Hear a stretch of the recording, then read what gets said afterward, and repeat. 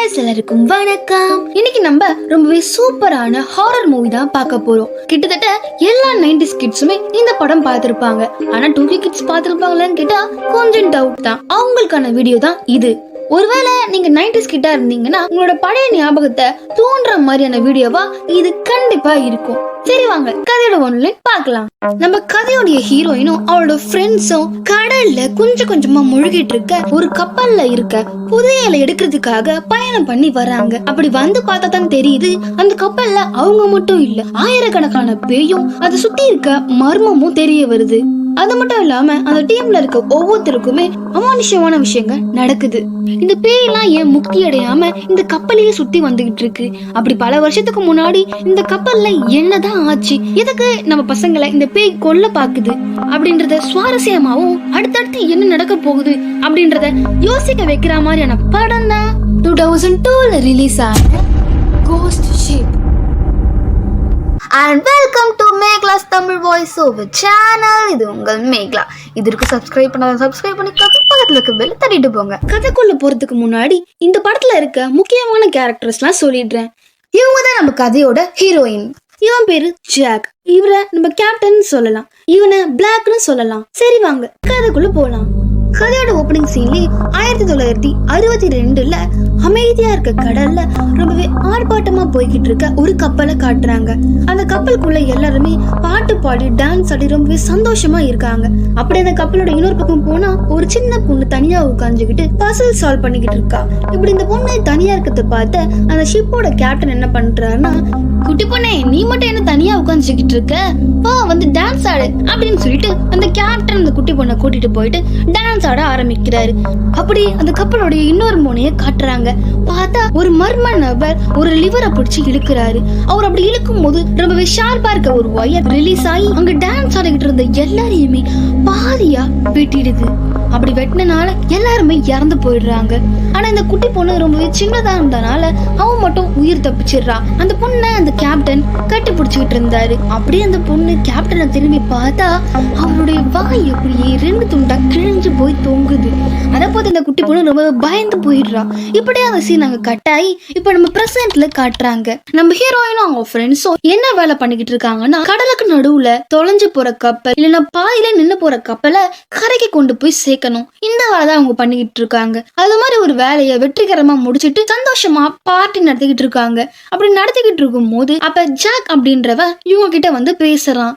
Hi captain, நான் வந்து weather forecast பண்றேன். நான் அது மாதிரி கடல்ல வெதர் செக் பண்ணிக்கிட்டு இருக்கும் போது ஒரு மர்மமான ஒரு கப்பல் கடல்ல நின்றுட்டு இருக்கிறத பார்த்தேன். அதுக்கப்புறம் அதை பத்தி விசாரிக்கும் போது தான் தெரியுது அதுல நிறைய புதையல் இருக்கு அப்படின்ற விஷயம் தெரிய வந்துச்சு. நீங்க மட்டும் என் கூட வந்தீங்கன்னா அதுல இருந்து 20% மட்டும் நான் எடுத்துக்கிறேன், மற்றதெல்லாம் நீங்களே எடுத்துக்கோங்க அப்படின்னு சொல்லிட்டு சொல்றான். அதை கேட்ட கேப்டன் நம்ம டீம் கிட்ட டிஸ்கஸ் பண்ணிட்டு சரி ஓகே போலான்னு சொல்லிட்டு முடிவு பண்ணி ஒரு கப்பலை எடுத்துக்கிட்டு அந்த ஜாக் கூட கப்பல்ல பயணம் பண்ண ஆரம்பிக்கிறாங்க. ஆனா அந்த ஜாக் சொன்ன மாதிரி அவன் சொன்ன இடத்துல எந்த கப்பலுமே ரேடார்ல காட்டல. என்னடா இது கப்பலே இல்லையே அப்படின்னு சொல்லிட்டு இவங்க நினைச்சுக்கிட்டு அப்படியே போய்கிட்டே இருக்காங்க. அப்படி போய்கிட்டே இருக்கும்போது திடீர்னு இவங்க கப்பல் இது ஒரு பெரிய பொருள் மேல மோதிடுது. மோதின உடனே இவங்க எல்லாரும் பயந்துடுறாங்க. பயந்து என்னடா இது அப்படின்னு சொல்லிட்டு போய் பார்த்தா அங்க ஒரு பயங்கரமான ஒரு கப்பல் நின்னுகிட்டு இருக்கு. அதை பார்த்த உடனே என்னடா இது ரேடார்ல காட்டாத ஒரு கப்பல் அப்படின்னு சொல்லிட்டு இவங்க எல்லாரும் அதுக்குள்ள போக ஆரம்பிக்கிறாங்க. ஜாக்கும் இந்த பிளாக்கும் மட்டும் இந்த கப்பல்லே இருக்காங்க. அப்படியே உள்ள போயிட்டு என்னதான் இருக்குன்னு சொல்லிட்டு பாத்துக்கிட்டு இருக்காங்க. அப்படி பாத்துக்கிட்டு இருக்கும் போது ஒரு வித்தியாசமான ஒரு சவுண்ட் கேட்டுக்கிட்டே இருக்கு. என்னடா சவுண்ட் இதுன்னு சொல்லிட்டு பயந்துகிட்டே அவங்க கப்பலுக்குள்ள போய்கிட்டு இருக்காங்க. அப்படி உள்ள போய் பார்க்கும்போது தான் தெரியுது அது ஒரு கிளாக்கோட சவுண்டுன்னு சொல்லிட்டு சரி வாங்க வேற கிடைக்காதுன்னு பார்க்கலாம் அப்படின்னு சொல்லிட்டு இவங்க இன்னும் கொஞ்சம் உள்ள போக ஆரம்பிக்கிறாங்க. அப்படி இவங்க போய்கிட்டே இருக்கும்போது திடீர்னு அவங்க போய்கிட்டு இருந்த இடத்துல ஓட்ட உருவாகி அவங்க டீம் மெம்பர்ல ஒருத்தன் கீழே விழுந்துடுறான். உடனே இதை பார்த்த நம்ம ஹீரோயின் டக்குன்னு அவனை போய் பிடிச்சிடுறாங்க. அவன் அப்படியே கீழே இருக்க ஃப்ளோர்ல தூங்கிக்கிட்டு இருக்கான். அப்ப நம்ம ஹீரோயின் திரும்பி பார்க்கும்போது ஒரு மர்மமான ஒரு குட்டி பூனை அங்க நின்னுகிட்டு இருக்கா. கீழே தொங்கிக்கிட்டு இருக்கவரை பார்த்துட்டு திருப்பியும் அதே இடத்த போய் பார்த்தா அங்க யாருமே இல்ல. சரி இவனை காப்பாத்துவோம் அப்படின்னு சொல்லிட்டு அவனை காப்பாத்துறாங்க. அப்படி காப்பாத்திட்டு இவங்க திருப்பியும் நடக்க ஆரம்பிக்கிறாங்க. அப்படி நடந்து ஒரு ரூம்குள்ள போறாங்க. உள்ள போனா ஒரு டிஜிட்டல் வாட்ச் இருக்கு. இது என்னது வாட்ச் இப்படி இங்க வந்து வந்துச்சு? இது 1962 இருக்க கப்பல் தானே, அப்பெல்லாம் வாட்சே கிடையாது அப்படின்னு சொல்லிட்டு நினைக்கிறாங்க. அப்பதான் நம்ம கேப்டன் சொல்றாரு, ஒருவேளை நம்மள மாதிரியே வேற யாராச்சும் வந்திருப்பாங்க, அவங்க விட்டுட்டு போயிருப்பாங்க. அப்புறம் அங்கிருந்த கப்பலுடைய மேனுவல் மட்டும் எடுத்துக்கிட்டு இவங்க மறுபடியும் அவங்க கப்பலுக்கே போயிடுறாங்க. அப்புறம் நைட்டு நம்ம ஹீரோயின் நம்ம ஜாக் கிட்ட பேசுறாங்க. நான் அந்த கப்பல்ல ஒரு குட்டி பொண்ணை பார்த்தேன், ஆனா திரும்பி பார்க்கும்போது அந்த பொண்ணை காணும் அப்படின்னு சொல்லிட்டு சொல்றாங்க. உடனே இதை கேட்ட ஜாக், நீ ஏதாச்சும் கற்பனை கண்டிருப்ப, அங்க எப்படியே குட்டி பொண்ணுலாம் வருவா, அதெல்லாம் இருக்காது, நீ போய் நல்லா தூங்கி எல்லாம் சரியாயிடும் அப்படின்னு சொல்லிட்டு நம்ம ஹீரோயினுக்கு ஆறுதல் சொல்லி அவங்கள அமுச்சு வச்சிடறான். அப்படியே காலையில விடியுது. கேப்டன் பேசுறாரு, இந்த கப்பல்ல ஒரு ஓட்டை இருக்கு, அதனாலதான் இது கொஞ்சம் கொஞ்சமா மூழ்கிட்டு இருக்கு. இன்னும் 3 நாள் தான் நமக்கு டைம் இருக்கு. அதுக்குள்ள இந்த கப்பல் இருக்க பிரச்சனை நம்ம சரி பண்ணணும். சரி பண்ணதான் நம்மளால இதை கொண்டு போக முடியும் அப்படின்னு சொல்லிட்டு அந்த கேப்டன் சொல்லிட்டு அதுக்கான வேலையை எல்லாமே பண்ண ஆரம்பிக்கிறாங்க. அப்புறம் நம்ம ஹீரோயின் அந்த கப்பல்ல இருக்க ஸ்விம்மிங் பூல்குள்ள இறங்கி பாக்குறா. அதுக்குள்ள பார்த்தா புல்லட்டால சுட்டா மாதிரி நிறைய ஹோல்ஸ் எல்லாம் இருக்கு. இங்க வந்து யாரு புல்லட்ல சுட்டிருப்பாங்க அப்படின்னு சொல்லிட்டு நம்ம ஹீரோயின் நினைச்சுக்கிட்டு இருக்கும் போதே அந்த மர்மமான குட்டி பொண்ணு திரும்பவும் வரா. அவளை பார்த்தவன் நம்ம ஹீரோயின் பயந்து போய் கீழே விழுந்துடுறா. அப்படி விழும்போது அவ தலையில அடிபட்டுருது. அடிபட்டு ரத்தம் வருது. அந்த ரத்தம் அங்க இருந்து ஹோல்ஸ் வழியா உள்ள போகுது. கரெக்டா அந்த டைம்ல ஜாக் வந்து நம்ம ஹீரோயினை அங்க இருந்து கூட்டிட்டு போயிடுறான். அவங்க அங்க இருந்து போன உடனே அந்த ஸ்விம்மிங் பூல்ல இருந்த ஓட்ட வழியா நிறைய பிளட் வந்து அந்த ஸ்விம்மிங் பூல் ஃபுல்லாவே ரத்தமாகி அதுக்குள்ள நிறைய டெட் பாடிஸ் மிதக்க ஆரம்பிக்குது. அப்படியே நாங்க கட் பண்ணி இப்ப நம்ம கேப்டனை காட்டுறாங்க. அவரும் அந்த கப்பல்ல பழைய கேப்டன் ஏரியாவுக்கு வராரு. அங்க பார்த்தா ஒரு ஒயின் இருக்கு. அந்த ஒயினை எடுத்து எதிரில இருந்த கண்ணாடியை பார்த்து அவரு குடிக்க ஆரம்பிக்கிறாரு. அப்படி குடிக்கும் போது அந்த எதிரில இருந்த கண்ணாடியில இவருடைய முகம் ரிஃப்ளெக்ட் ஆகிறதுக்கு பதில் இதுக்கு முன்னாடி இருந்த கேப்டனுடைய முகம் ரிஃப்ளெக்ட் ஆகுது. அதை பார்த்தோம்னா பயந்து போய் இந்த கேப்டன் அவர் கையில வச்சு இந்த கிளாஸ் கீழே போட்டு பாத்திரையை அடிச்சுக்கிட்டு அங்க இருந்து ஓடி போறாரு. அப்படியே நாங்க கட் பண்ணி இப்ப நம்ம ஹீரோயினையும் ஜாக்கையும் காட்டுறாங்க. இவங்க 2 பேரும் இன்ஜின் ரூமுக்கு போறாங்க. அந்த டோரை ஓபன் பண்றாங்க. ஓபன் பண்ணா உள்ள இருந்து தண்ணி பீறி அடிச்சுக்கிட்டு இவங்க மேல வந்து விழுது. அது கூட சேர்ந்து நிறைய டெட் பாடிஸும் வருது. இதை பார்த்து 2 பேரும் செம்மையா பயந்துடுறாங்க. அந்த சீன் அப்படியே கட் ஆகி இப்ப நம்ம பிளாக்க காட்டுறாங்க. அவன் ஹால்ல ஏதாச்சும் கிடைக்குமா அப்படின்னு சொல்லிட்டு சர்ச் பண்ணிக்கிட்டு இருக்கான். அப்படி தேடி பார்த்துக்கிட்டே இருக்கும் போது அங்க ஒரு சத்தம் கேக்குது. என்னடா இது அப்படின்னு பார்த்தா அங்க ஒரு போட்டோ இருக்கு. அந்த போட்டோல யார் இருக்காங்கன்னு பாத்தீங்கன்னா 1962 இருந்த ஃபேமஸான சிங்கர். அந்த போட்டோவை பார்த்துக்கிட்டே அப்படியே திரும்பி பார்த்தா அங்க அந்த போட்டோல இருந்த பொண்ணு அப்படியே நிக்கிறா. இப்ப இந்த பக்கம் நம்ம ஹீரோயினையும் ஜாக்கையும் காட்டுறாங்க. 2 பேரும் கப்பலுக்குள்ள நடந்துகிட்டு இருக்காங்க. அப்படி நடந்து போகும்போது ஒரு இடத்துல சத்தம் கேக்குது. என்னடா இதுன்னு சொல்லிட்டு பயந்துகிட்டே போறாங்க. பார்த்தா அங்க ஒரு பெட்டி மாதிரி இருக்கு. அந்த பெட்டியில இருந்து தான் சத்தம் வருது. என்னன்னு சொல்லிட்டு அந்த பெட்டியை ஓபன் பண்ணி பார்த்தா உள்ள ஃபுல்லா எலியா இருக்கு. அதுல இருந்து தான் சத்தம் வந்திருக்கு. அதுக்கப்புறம் அந்த எலிங்க அங்கிருந்து தள்ளி போனோம்னு தெரியுது. அதுக்கு அடியில நிறைய தங்க கட்டிகளா இருக்கு. இதை பார்த்தவன் நம்ம ஹீரோயின் நம்ம டீம் கிட்ட சொல்லணும் அப்படின்னு சொல்லிட்டு வேக வேகமா ஜாக்கும் ஹீரோயினும் போறாங்க. அப்படி போய்கிட்டே இருக்கும் போது எதிரில இருந்து ஏதோ ஓடி வருது. அதை பார்த்தவன் நம்ம ஹீரோயினும் ஜாக்கும் பயந்து போயிடுறாங்க. அப்புறமா தான் தெரியுது அது வேற எதுவும் இல்ல, நம்ம பசங்களோட வேலைன்னு சொல்லிட்டு. அப்புறம் நம்ம பசங்க எல்லாம் கூட்டிட்டு போயிட்டு புதையல காட்டுறாங்க. உடனே அதை பார்த்த உடனே எல்லாரும் செம்ம ஹாப்பி ஆயிடுறாங்க. அதுக்கப்புறம் ஒரு முடிவு பண்றாங்க, நமக்கு இந்த கப்பல் தேவையில்லை, புதையலை மட்டும் எடுத்துக்கிட்டு இங்க இருந்து கிளம்பிடலாம் அப்படின்னு சொல்லிட்டு முடிவு பண்ணிட்டு இவங்க வந்த கப்பல்ல ஒரு ஆளை விட்டுருப்பாங்க. அந்த ஆள் அந்த இன்ஜின் எல்லாத்தையும் கிளீன் பண்ணிட்டு அங்க இருந்த கேஸ் லீக் ஆகுது. இது தெரியாத அந்த ஆள் இங்க எல்லாம் ரெடியா இருக்கு, ஸ்விட்ச் ஆன் பண்ணுங்க அப்படின்னு சொல்றான். உடனே இதை கிட்ட பிளாக்கும் அந்த ஸ்விட்ச ஆன் பண்றதுக்காக போறான். அப்படி இந்த பக்கம் பார்த்தா இந்த பழைய கப்பல்ல நம்ம ஹீரோயின் இவங்க ஆன் பண்றத பாத்துக்கிட்டு இருக்கா. அப்படி பாத்துக்கிட்டு இருக்கும் போது அந்த குட்டை பொண்ணு திரும்பவும் நம்ம ஹீரோயின் கண்ணுக்கு வந்து அதை ஆன் பண்ண வேணாம்னு சொல்லுங்க சொல்லிட்டு சைகை காட்டுறா. அப்படி சைகை காட்டும் போது அவளை காட்ட விடாம ஏதோ ஒரு உருவம் வந்து அந்த குட்டி பொண்ணை தூக்கிட்டு போயிடுது. இதையும் நம்ம ஹீரோயின் பாக்குறா. ஆனா நம்ம ஹீரோயின் எதுவுமே சொல்றதுக்கு முன்னாடி அந்த பிளாக் இன்ஜின் ஆன் பண்ணிடுறான். ஆன் பண்ண உடனே அதுல இருந்து அந்த ஆளை இறந்து போயிடுறான். அந்த பிளாக்கும் கப்பல்ல இருந்து செதறி தண்ணியில விழுந்துடுறான். உடனே நம்ம ஹீரோயின் கடல்ல விழுந்து அந்த பிளாக்க காப்பாத்திடுறா. இப்படி நம்ம ஆள்ல இருந்து ஒருத்தன் இறந்து போயிட்டானே அப்படின்னு சொல்லிட்டு நம்ம பசங்க எல்லாருமே ரொம்பவே சோகமா அந்த பழைய கப்பல்ல உட்காந்துக்கிட்டு இருக்காங்க. இப்ப நம்ம கிட்ட கப்பலும் கிடையாது, நம்ம கரைக்கு போனோம்னா இந்த கப்பலை ரெடி பண்ணா மட்டும்தான் முடியும் அப்படின்னு சொல்லிட்டு எல்லாருமே அந்த கப்பலை ரெடி பண்றதுக்கான வேலையை பண்ண ஆரம்பிக்கிறாங்க. அவங்க ஏதோ நம்ம கிட்ட சொல்ல வரா அப்படின்றத புரிஞ்சுக்கிட்ட நம்ம ஹீரோயின் இதுக்கு முன்னாடி இந்த கப்பல்ல யாரெல்லாம் வந்திருக்காங்க அப்படின்ற லிஸ்ட் எடுத்து பாக்குறா. அப்படி பார்க்கும் போதுதான் இந்த கப்பல்ல ஒரே ஒரு சின்ன பொண்ணு வந்திருக்கா அப்படின்ற விஷயம் தெரிய ஆரம்பிக்குது. உடனே அந்த பொண்ணோட ரூம் எங்கன்னு பார்த்துட்டு அந்த ரூமுக்கு நம்ம ஹீரோயின் போறா. ரூமுக்கு போய் பார்த்தா நிறைய பொருட்களும் அவளோட ட்ரெஸ்ஸும் நிறையவே இருக்கு. அப்படி பார்த்துக்கிட்டு இருக்கும் போதே அங்க ஒரு கபோர்ட் இருக்கு. அந்த கபோர்டை ஓபன் பண்ணா உள்ள ஒரு குட்டி பொண்ணு தூக்கு மாட்டி செத்து போன மாதிரி இருக்கு. அதை பார்த்து நம்ம ஹீரோயின் செம்மையா பயந்துடுறா. அப்படியே இந்த பக்கம் காட்டினா நம்ம பிளாக் தனியா நடந்து போய்கிட்டு இருக்கான். அவன் போய்கிட்டு இருக்க இடத்துல 1962 இந்த கப்பல்ல யாரெல்லாம் இருந்தாங்களோ அவங்க எல்லாருமே அங்க இருக்காங்க. அப்படியே நான் கட் பண்ணி இப்ப நம்ம கேப்டனை காட்டுறாங்க. கரைக்கு எப்படி போறது அப்படின்னு சொல்லிட்டு ரொம்பவே சோகமா யோசிச்சுக்கிட்டு இருக்காரு. பக்கத்துல இருந்த பாட்டில் தானா அசையுது. அதை பார்த்து நம்ம கேப்டன் பயப்படுறாரு. அப்படி பயப்படும் போது எதிரில அந்த கண்ணாடியில தெரிஞ்ச பழைய கேப்டனுடைய உருவம் எதிரில உட்காந்துக்கிட்டு இருக்கு. அப்ப அது சொல்லுது, என்ன பார்த்து பயப்படாதீங்க கேப்டன் அப்படின்னு சொல்லிட்டு சொல்லுது. இப்ப சீன் அப்படியே கட் ஆகி மறுபடியும் நம்ம ஹீரோயினை காட்டுறாங்க.